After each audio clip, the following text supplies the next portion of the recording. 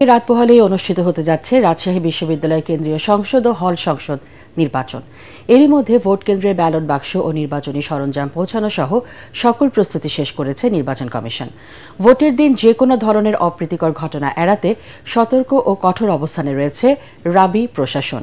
শিক্ষার্থী, শিক্ষক, কর্মকর্তা, কর্মচারী ও সাংবাদিক ছাড়া বহিরাগতদের ক্যাম্পাসে প্রবেশ নিষিদ্ধ করা হয়েছে। বিশ্ববিদ্যালয়ের 7টি প্রবেশ পথে রয়েছে র্যাব, বিজিবি, পুলিশ, আনসার ও স্বেচ্ছাসেবী সংগঠনের সতর্ক পাহারা। নির্বাচনের দিন থেকে পরবর্তী 3 দিন ক্যাম্পাসে মোতায়েন থাকবে 2000 পুলিশ, 12 প্লাটুন র্যাব ও 6 প্লাটুন বিজিবি সদস্য। ক্যাম্পাসে অস্থায়ী ক্যাম্প করবেন র্যাব ও বিজিবি সদস্যরা।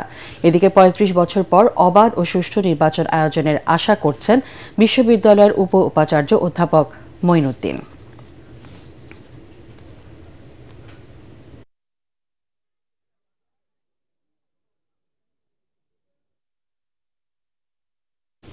এই মুহূর্তে রাজশাহী বিশ্ববিদ্যালয় ক্যাম্পাসে আছেন সহকর্মী মিজান শাহজাহান।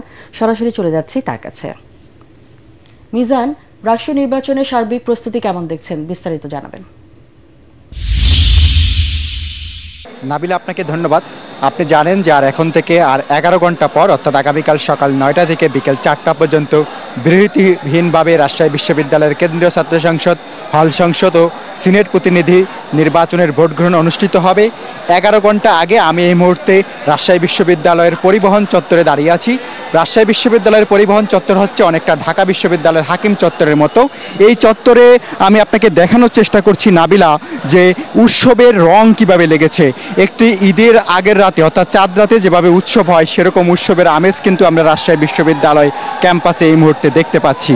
এখানে ছাত্রদল, শিবির সহ অন্যান্য প্যানেলের যারা সমর্থক রয়েছেন তারা এখানে এসে উল্লাস করছেন, কাজ করছেন, তারা গান বাজনা করছেন। আপনি জানেন যে গতকাল রাত 12টার পর থেকে প্রচারণা বন্ধ রয়েছে, সেজন্য আনুষ্ঠানিকভাবে প্রচারণার সুযোগ নেই। কিন্তু যার যার সাথে ব্যক্তিগত যোগাযোগের মাধ্যমে, গান বাজনার মাধ্যমে একটি সম্মিলন ঘটাচ্ছেন।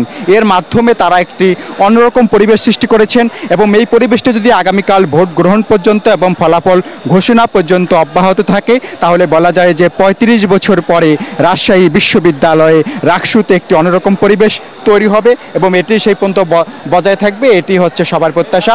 আর আমি আপনাকে জানিয়ে রাখি যে নাবিলা, আগামীকাল সকাল 9টা থেকে বিকাল 4টা পর্যন্ত 17টি কেন্দ্রে একযোগে ভোট গ্রহণ অনুষ্ঠিত হবে। 990টি বুথে এই ভোট নেওয়া হবে এবং মোহাম্মদ শিটের মাধ্যমে এই ফলাফল রাতের মধ্যে ঘোষণা করা হবে। আমরা জানতে পেরেছি যে ছাত্রদল এবং শিবির প্রার্থীদের মধ্যেই মূলত এখানে মূল প্রতিদ্বন্দ্বিতা হবে। এর বাইরে স্বতন্ত্র প্রার্থীরাও কিন্তু এগিয়ে রয়েছেন। নাবিলাই হচ্ছে এই মুহূর্তে আমার কাছে রাজশাহী বিশ্ববিদ্যালয় ক্যাম্পাসের সবশেষ খবর। আগামীকাল সকাল থেকে বিকাল পর্যন্ত এবং রাতে ফলাফল পর্যন্ত এ বিষয়ে আপনাকে আরও বিস্তারিত জানাতে পারবো। নাবিলা, ধন্যবাদ মিজান আপনাকে।